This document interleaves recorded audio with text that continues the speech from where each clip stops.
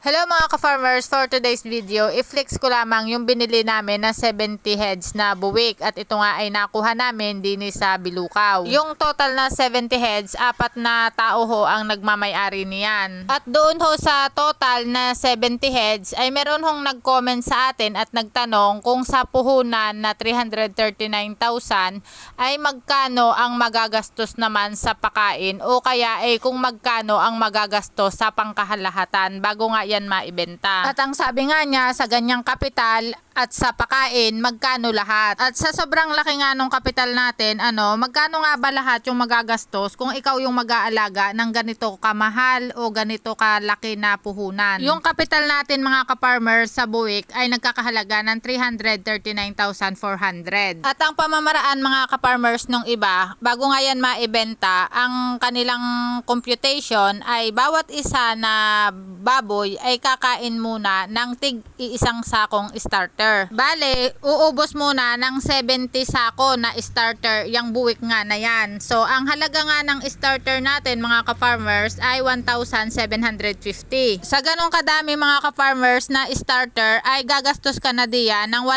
122,500. Tag-iisang sako nga mga ka-farmers ng starter bago ka pumunta doon sa grower. So, grower naman yung sunod mo na ipapakain. Sa grower naman mga ka-farmers, kailangan makaubos ng tagdadalawang sako ng grower bawat isang baboy. 70 times 2 nga mga ka-farmers yung grower na dapat ay makakain nila. So 140 sako yon. At ang halaga mga ka-farmers ng grower ay 1,650 times 140 na sako. Yan nga ay 231,000. At pagkatapos nga mga ka-farmers ng grower, kung gumagamit kayo ng finisher ay kailangan pa nga din na makaubos sila ng tig-iisang sako na finisher bawat isang baboy. At dahil hindi kami mga ka-farmers gumagamit ng finisher at diretsong grower nga iyan, so magdadagdag na naman tayo ng isa pang sako sa bawat isa. Di magdadagdag tayo diyan ng 70 sako pa na grower. Ayun mga ka-farmers ay nagkakahalaga pa ng 115,500. So bali nga mga ka-farmers, 280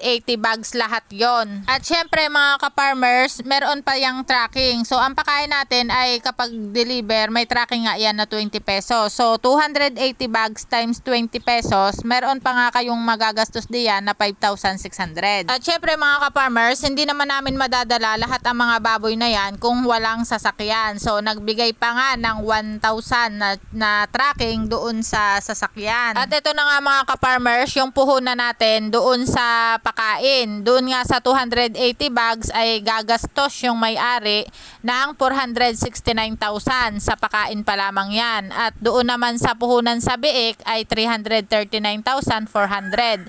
So ang total niyan mga ka-farmers ay 808,400.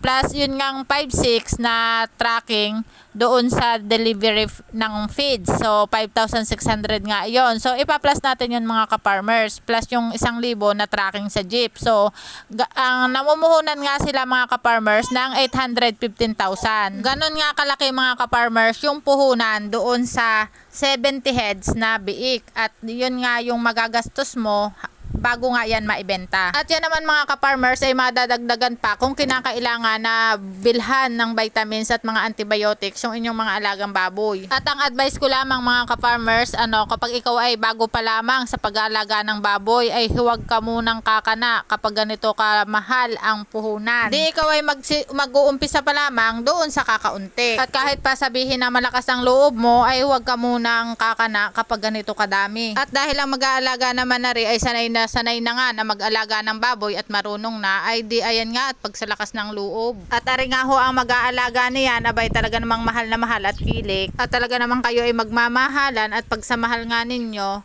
ay di ayan nga at talaga namang ay hindi na makatawa sa dami na ng nabuhat.